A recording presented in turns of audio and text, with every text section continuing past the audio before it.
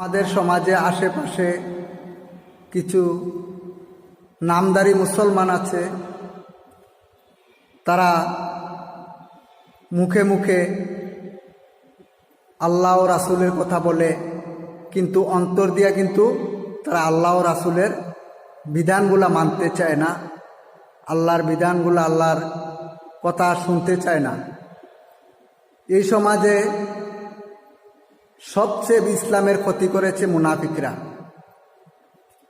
এই সমাজে সবচেয়ে ক্ষতি করেছে একমাত্র মুনাফিক। ওই মুনাফিকদের ব্যাপারে আল্লাহ সুবহানাহু তাআলা বলেছেন,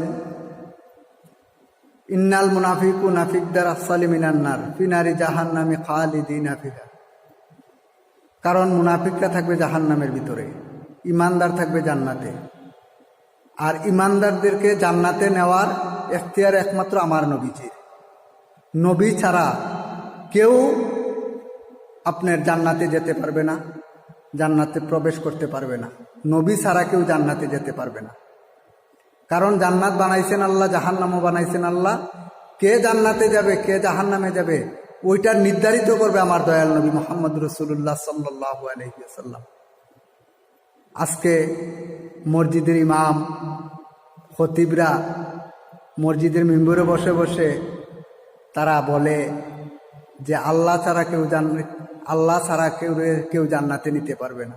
আল্লাহ বলেন, আমার হাবিব ছাড়া, আমার বন্ধু ছাড়া কেউ জান্নাতে যেতে পারবে না। কারণ জান্নাত বানাইছি আমি আল্লাহ, কিন্তু জান্নাত দিয়েছি আমার নবীজিকে।